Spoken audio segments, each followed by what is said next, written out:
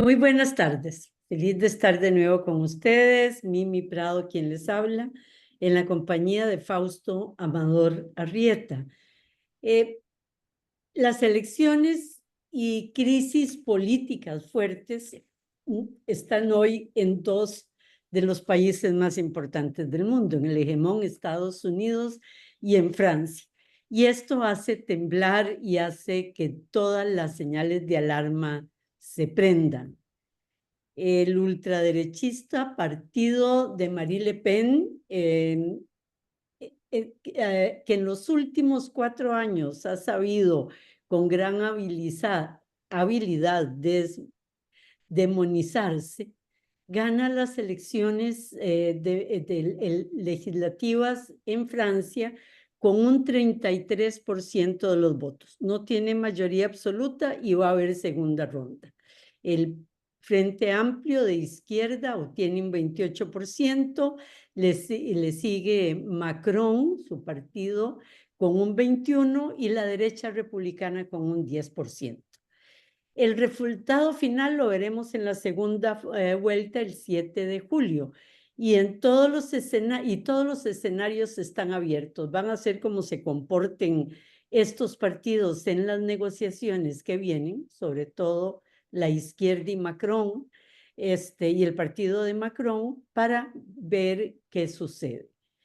Pase lo que pase, ya tenga mayoría a la derecha o vaya a haber una fragmentación en el legislativo, sea cual sea el resultado, podemos decir con claridad que Francia se polariza y que en el horizonte podemos también sentir que va a haber, que la violencia va a tener un nicho importante.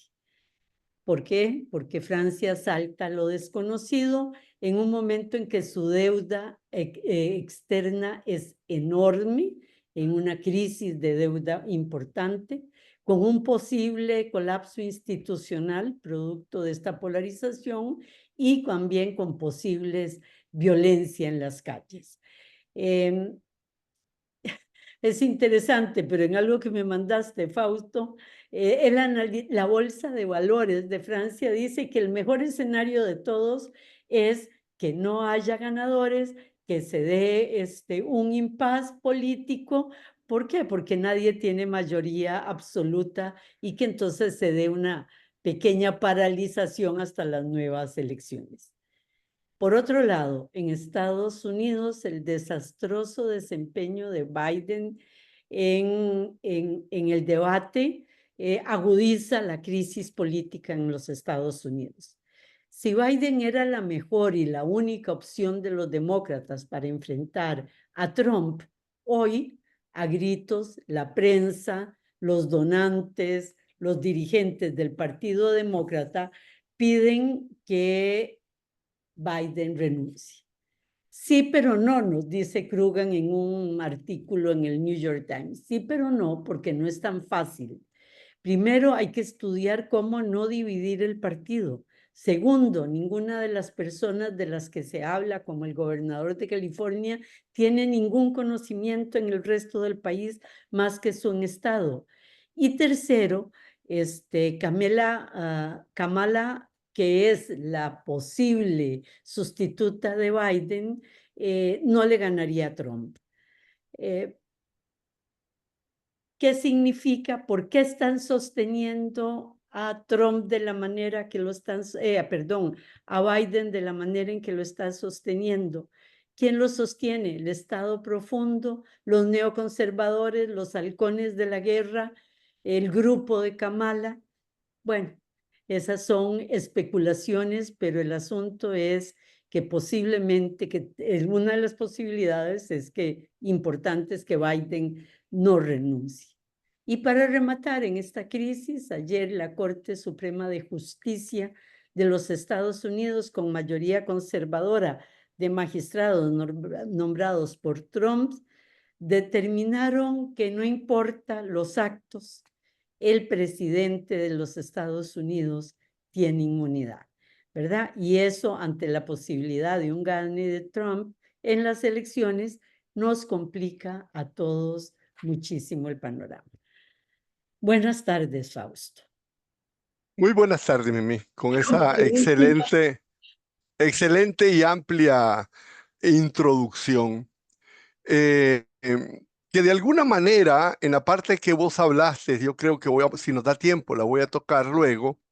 Cuando dicen que los mercados se sienten tranquilos con las posibilidades de que haya caos en el gobierno, esa es una situación que nos conecta con el razonamiento que nosotros habíamos hecho la semana pasada del tema del neoliberalismo. ¿Por Mm, qué? Porque resulta que en este periodo el neoliberalismo necesita el estado más débil posible y el estado más débil posible es un estado caótico. Pero bueno, mientras nosotros hacíamos lecturas que nos facilitaran un diálogo sobre México, captaron la atención mundial dos eventos internacionales de alta significancia. Y bueno, vamos a discutir sobre ellos. En primer lugar, están todas las inquietudes despertadas en los Estados Unidos el jueves de la semana pasada por el catastrófico, pero no menos esperado, deficiente desempeño del presidente Biden en su debate televisivo contra Trump. No todos los que nos escuchan están totalmente al tanto. Pero bueno, al otro lado del Atlántico, vos señalabas que el otro evento que sigue captando la atención mundial fue vivido este domingo en Europa y es la formidable, pero igualmente esperada. esperada victoria arrolladora de la ultraderecha en las elecciones legislativas en Francia.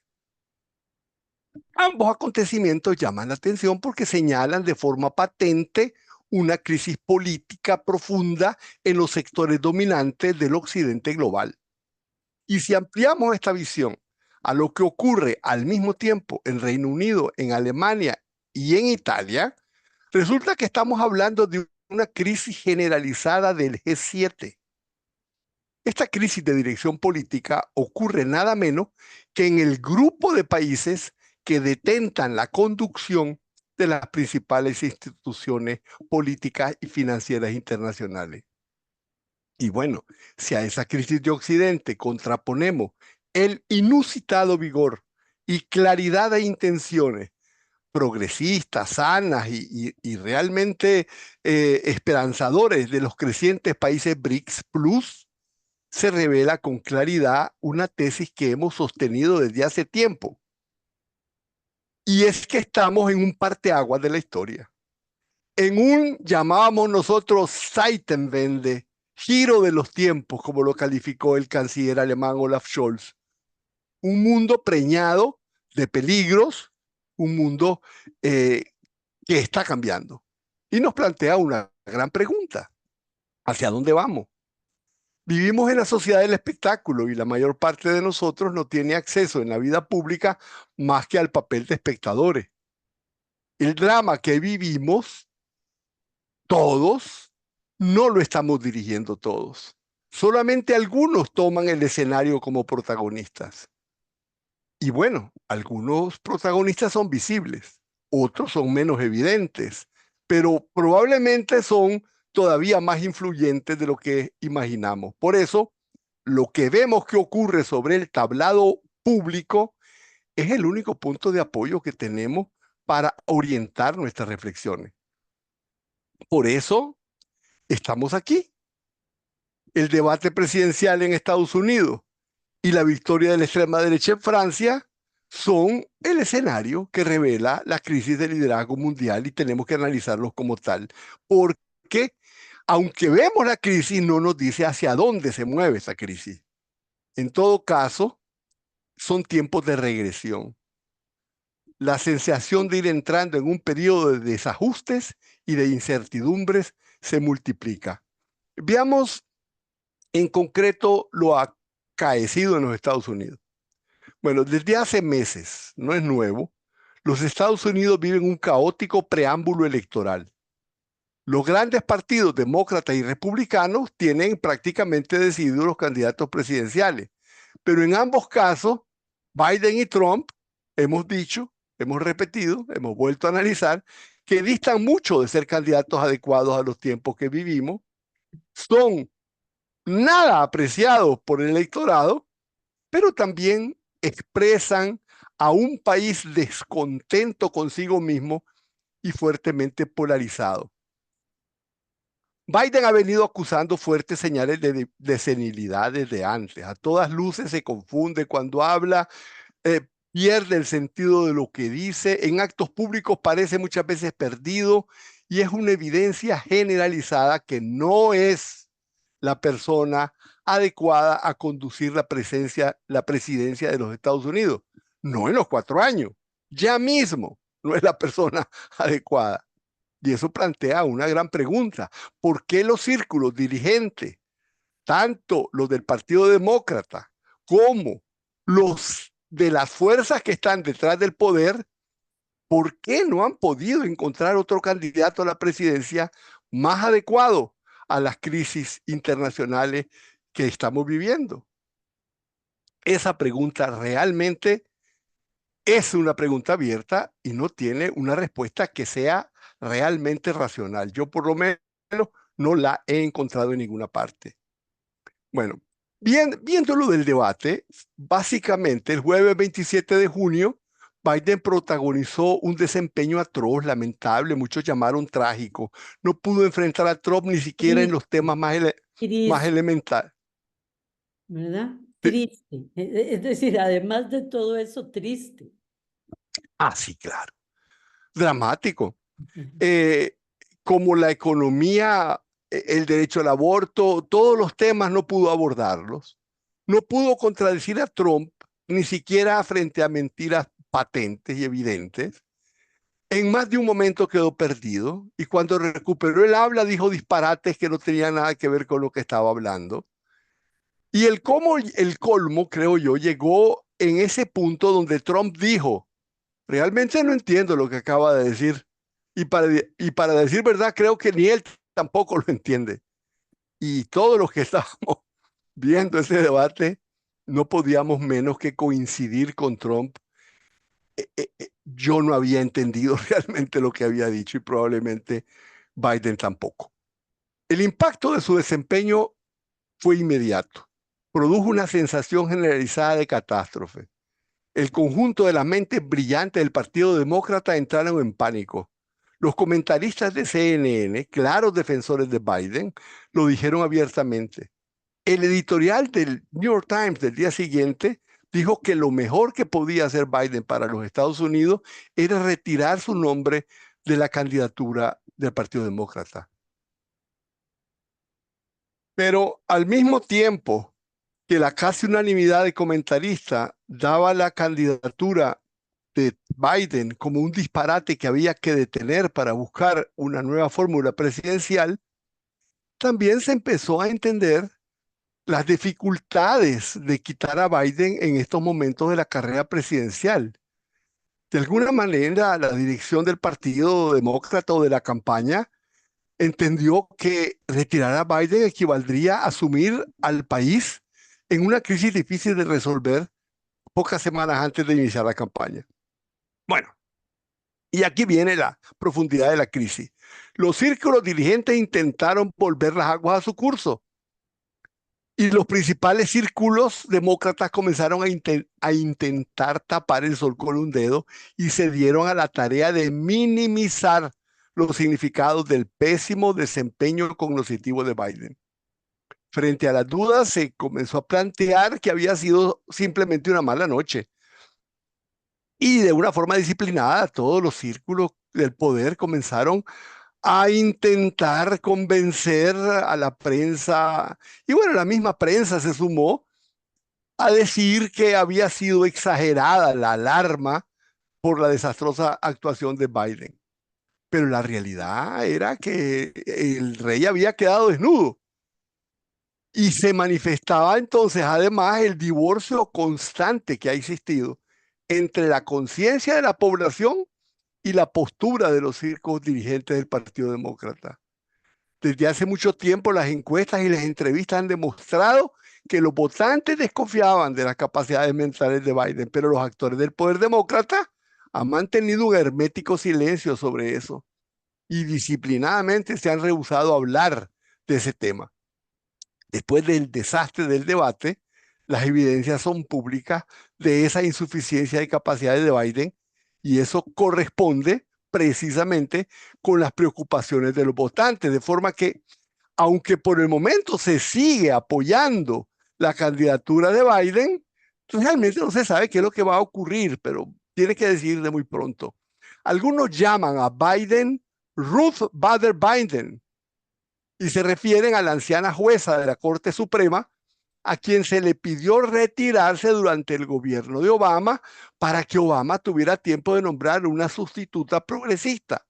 Pero Ruth Bader no se retiró. Y en 2020, cuando murió, ya estaba Trump. Y entonces Trump pudo reemplazarla con Amy Coney Barrett, una jueza reaccionaria que aumentó la mayoría republicana en la Corte Suprema de Justicia. Los últimos acontecimientos que han ocurrido precisamente con el tema de la inmunidad del presidencial confirman lo fatal de esa decisión. Pero bueno, ya nadie escucha las lecciones del pasado. Y la dirección demócrata se esfuerza solamente en defender a Biden y arriesgar de una forma muy fuerte que Trump sea el siguiente presidente de Estados Unidos. Tengo que decirte, Mimi, que en realidad, cuando se preguntó a los que habían escuchado si habían cambiado su opción de votación, solo un 5% dijo que había cambiado su opción de votación después del debate. Y ese 5% estaba igualmente dividido entre los que se pasaron de Biden a Biden y al otro lado. Bueno, esta decisión de seguir con Biden viene cargada de consecuencias por ese otro acontecimiento que vos acabas de señalar, del que todavía se habla poco, pero que cambia todas las apuestas de la carrera presidencial. El lunes 1 de julio, en una decisión de 6-3, la Corte Suprema de los Estados Unidos se pronunció otorgando inmunidad absoluta al presidente de los Estados Unidos en cualquier acción que realice en el ejercicio de su cargo. Fíjate que me hizo añorar aquella ingenua época donde un Nixon renunciaba si lo tomaban, es decir, cometiendo un acto desleal, donde ahora no va a haber nada que controle a un presidente en los Estados Unidos. Puede mandar a matar. Bueno, lo que ocurre es que en el caso de Nixon, de lo que se le acusaba era de hechos que había realizado previos a su investidura presidencial. Bueno, no voy a analizar lo que significa la cuestión de la Corte Suprema, pero sí voy a leer directamente lo que sobre esta decisión dice la jueza Sonia Sotomayor, la última jueza de la Corte Suprema elegida por Obama. Voy a leerlo textualmente. El presidente de los Estados Unidos es la persona más poderosa del país y posiblemente del mundo. Cuando utiliza sus poderes oficiales de cualquier forma, según el razonamiento de la mayoría, ahora estará protegido de cualquier acción penal. Ordena al equipo SEAL 6 de la Marina asesinar a un rival político, inmune. Organiza un golpe militar para aferrarse al poder, inmune. Acepta un soborno a cambio de un indulto. Y dice la jueza Sotomayor, inmune, inmune, inmune, inmune.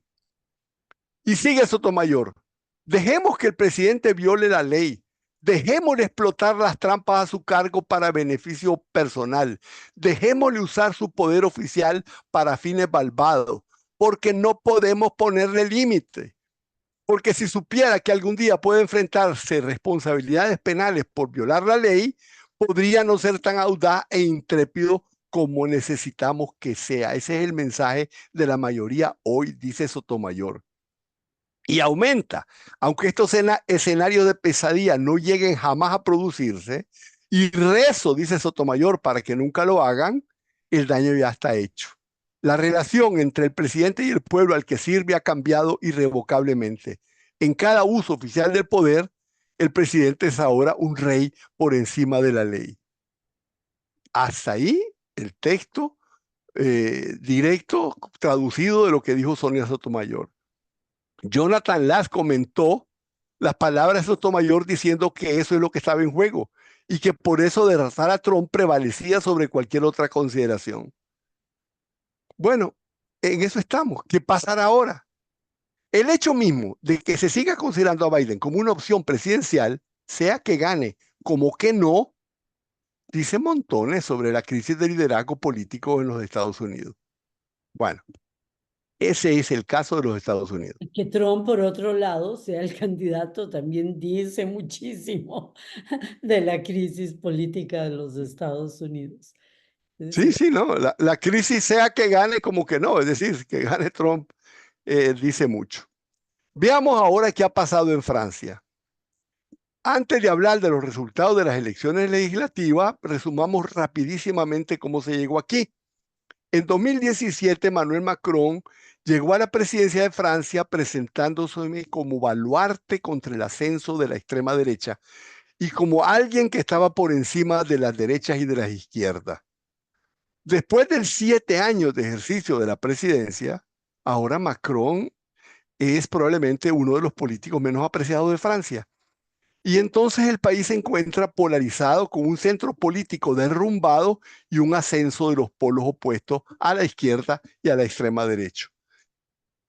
Por eso, en las pasadas elecciones al Parlamento, se derrumbó la coalición de Macron, la extrema derecha de Marine Le Pen ganó, obtuvo el doble de votos que Macron y Macron se lanzó a una jugada audaz, disolvió la Asamblea Legislativa y llamó a elecciones legislativas en un plazo tan corto que pensó que haría imposible que la izquierda se uniera.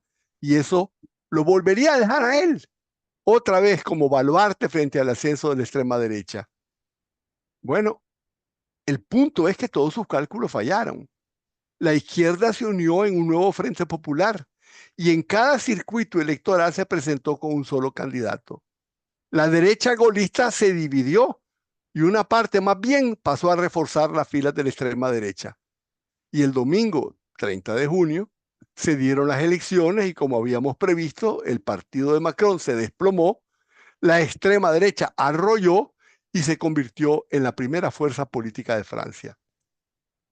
La izquierda del nuevo Frente Popular terminó como segunda fuerza política, pero no pudo impedir el avance de la derecha. En Francia, la Asamblea Legislativa tiene 577 diputados y se necesitan 289 para alcanzar mayoría absoluta y la extrema derecha está en perfectas posibilidades de hacerlo.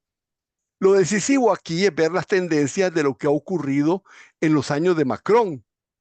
El pasado domingo, la izquierda unida en el nuevo Frente Popular logró la mayor fuerza unitaria de su historia reciente. Se granjeó el apoyo de todos los sectores de la cultura y de la sociedad civil organizada.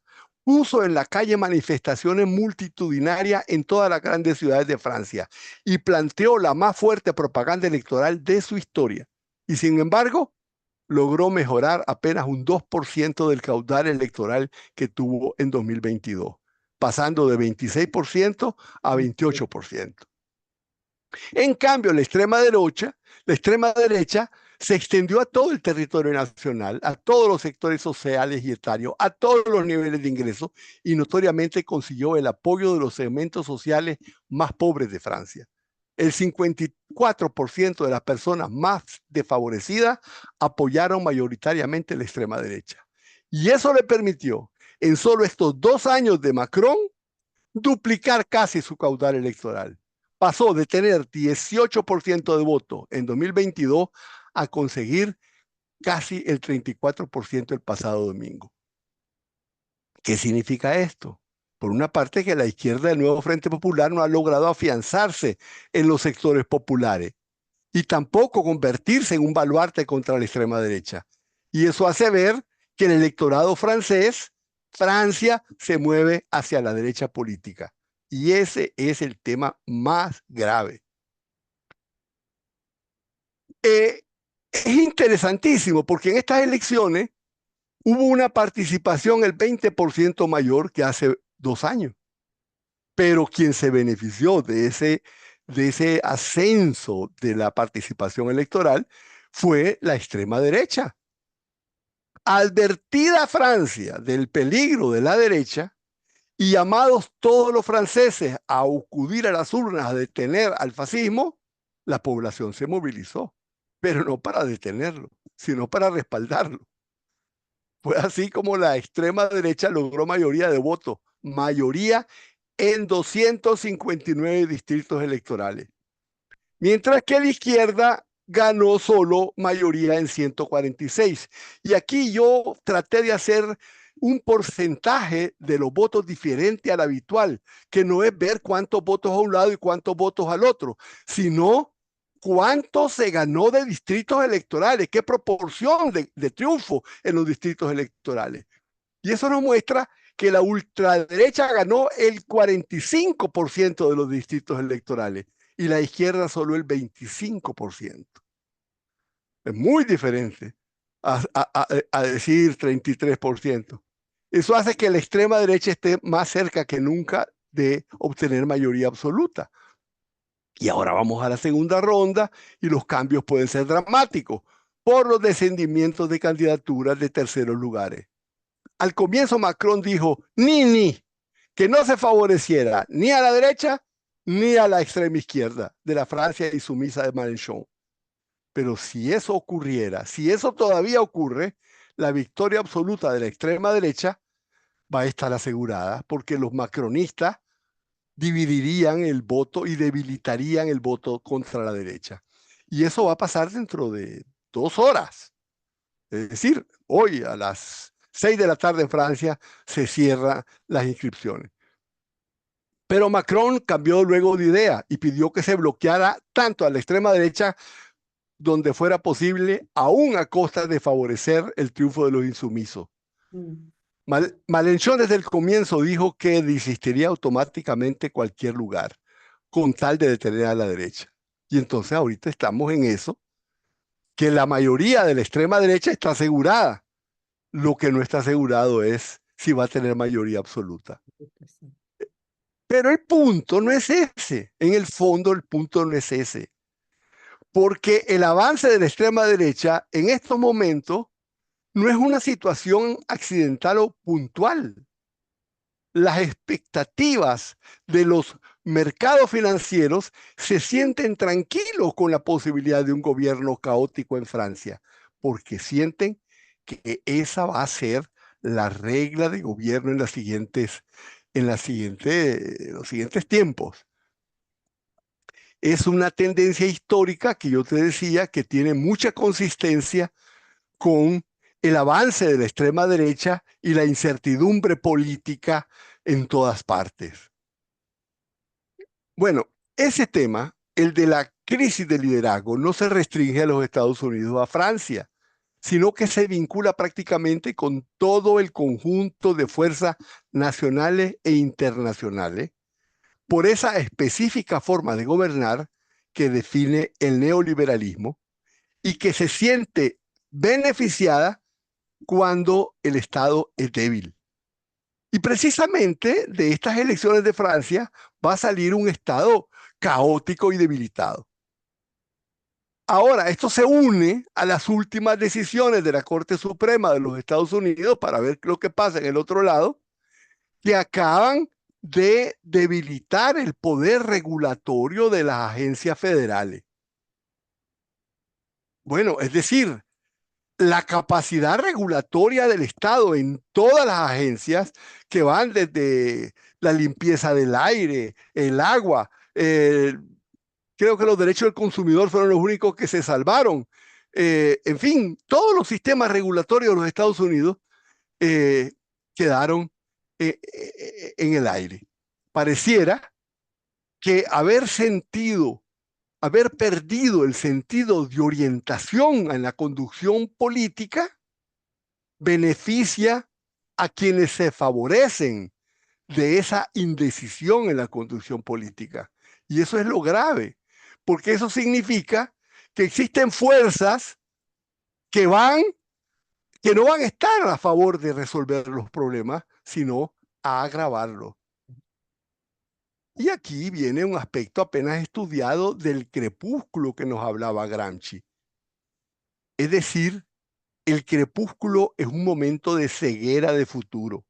un instante de incógnitas abiertas, de indecisiones conscientes frente a precipicios. Y no vamos a ser nosotros los primeros en aludir a la imagen del Titanic, porque enfrente del mundo occidental, el frente del G7, enfrente del mundo construido cuando terminó la Guerra Fría, está apareciendo la punta de un iceberg. Y nadie está impidiendo que el barco se detenga y siga adelante. Nuestra generación, Mimi, en algún momento creyó vivir el mejor de los mundos posibles. Y hoy parece resignarse cada vez más a ser una generación hija de la incertidumbre. A este punto de esta crisis necesitamos vincular los actores visibles con los que son menos evidentes en el juego político. Me estoy refiriendo en esto al famoso concepto de Estado profundo. Este concepto fue introducido en el lenguaje político por un ex legislador republicano, Michael Lofgren.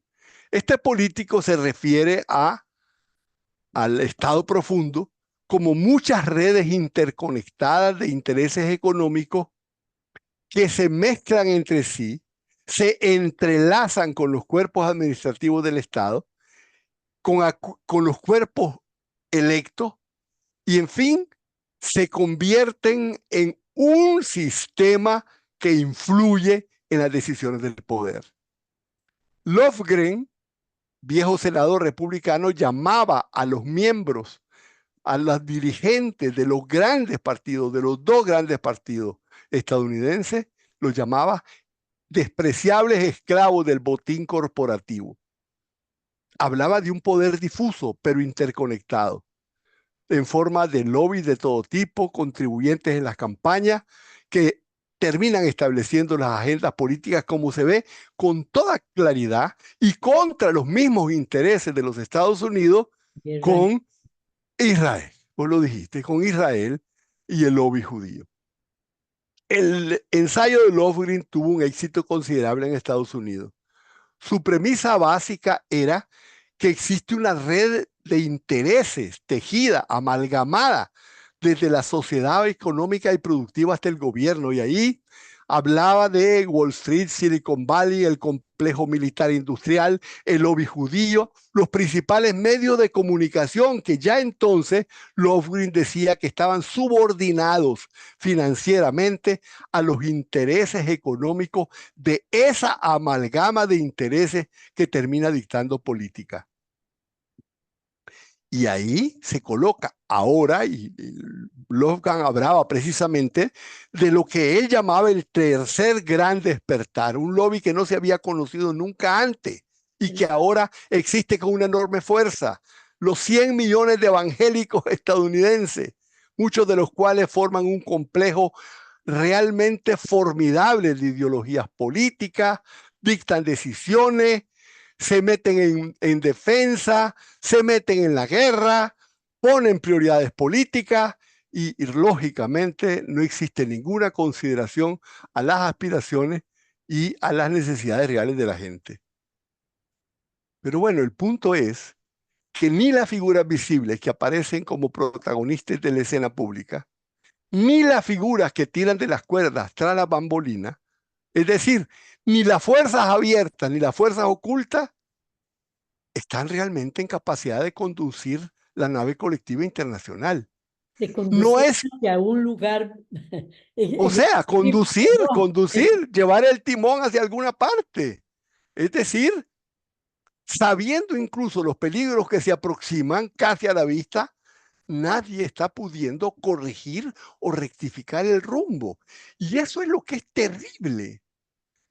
Los casos puntuales son parte de procesos ineluctables. Es decir, se trata de movimientos en nuestra historia que va a la deriva, que es trágico y al mismo tiempo inasible. Y digo a la deriva porque, lo acabo de decir, no existe ninguna fuerza o mente que esté dirigiendo estos procesos. No hay teoría conspirativa posible que explique semejante camino de disparate en disparate y de debilidad en mayor debilidad y de división en mayor división y de polarización hacia mayor polarización. O sea, después de todo, lo que está ocurriendo es que no existe ninguna fuerza, probablemente ni que quiere, ni que pueda resolver el tema de fondo. Una profunda insatisfacción social. Es un curso trágico porque apunta a la profundización de un declive imparable de la democracia occidental sin tener ninguna claridad de hacia dónde vamos.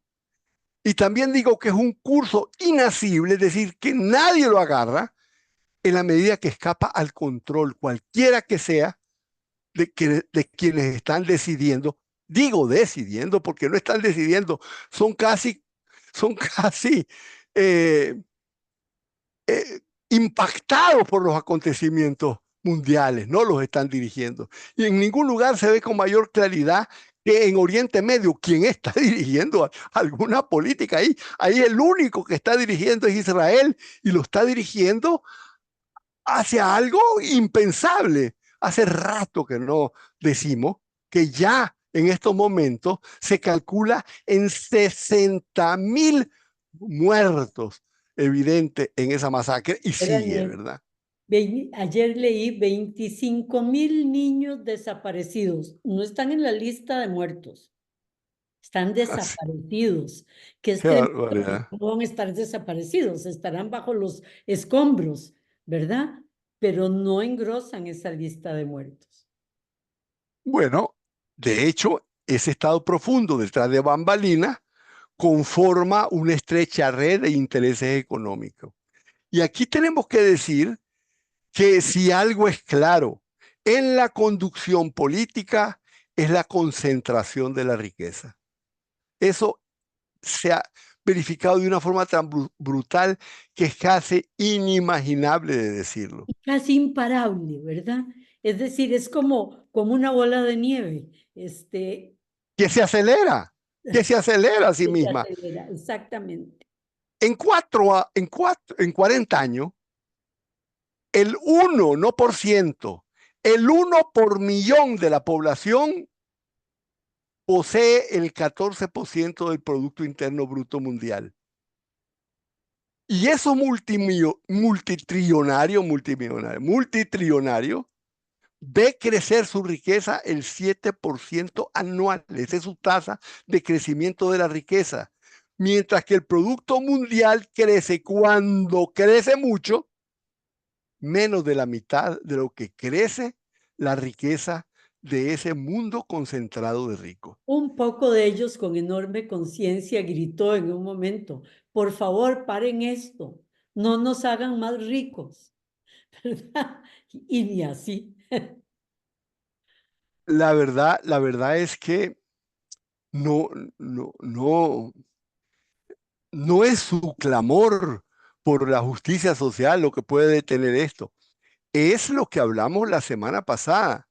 Estamos ante un sistema político-económico de carácter internacional que está debilitando las capacidades del Estado de atender problemas sociales.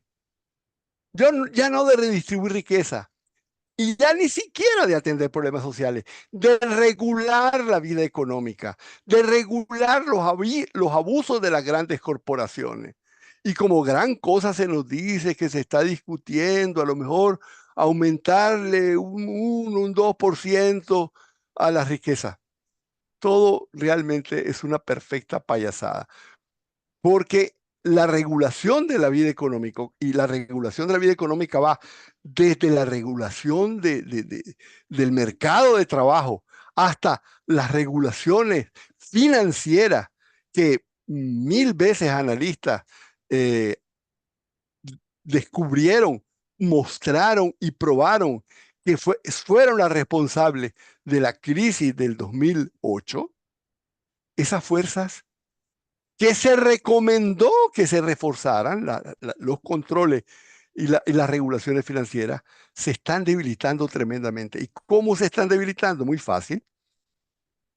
el Congreso, o digamos en los Estados Unidos, el Congreso aprueba una agencia reguladora y la agencia reguladora aprueba un reglamento.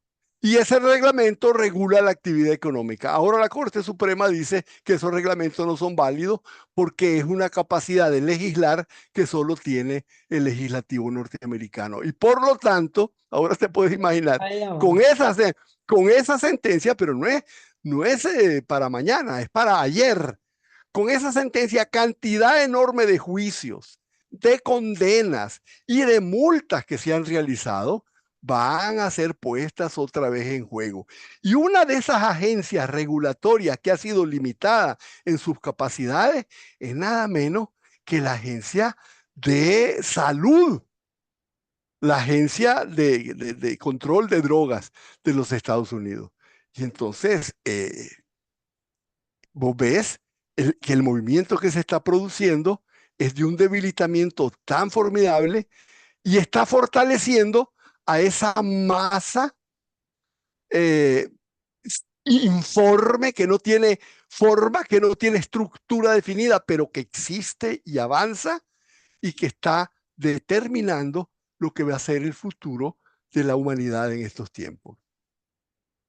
Esa es probablemente uno de los elementos más dolorosos y más trágicos de la punta del iceberg, porque el debate en Estados Unidos y el avance de la derecha de Le Pen y ahora la crisis en son el Reino pequeñas Unido. consecuencias, ¿verdad? ¿Es el grito de los marineros de dónde está el capitán o es la orquesta que toca en el Titanic, ¿verdad? O la gente buscando chalecos. Es decir, no es lo esencial de la ¿Sí? importancia que con esa imagen espantosa que nos diste del Titanic hacia el iceberg, ¿verdad? Sin conducción dirigiéndose al iceberg.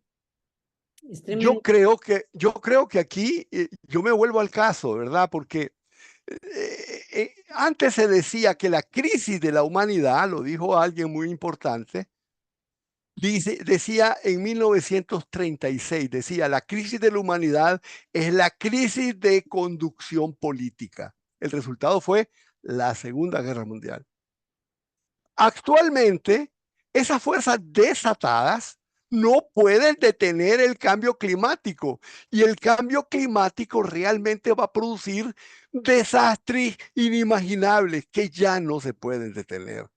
Y entonces nosotros estamos acá ante una situación realmente muy difícil, muy grave. Ok, terminamos hoy sin ser positivos, pero la humanidad Qué de difícil. alguna manera es muy difícil. Siempre ha encontrado en momentos de gran oscuridad alguna salida. Algunas veces la dio la guerra y la construcción que se dio de la sociedad después de una guerra como en la Segunda Guerra Mundial. Pero bueno, con Ojalá esto no sea estamos, ese el destino que tengamos en estos momentos. este, muchas gracias a todos ustedes por acompañarnos. Gracias, Fausto, y hasta la semana entrante. Muy buenas tardes. Hasta la semana entrante, Mimi. Muchas gracias. Buenas tardes.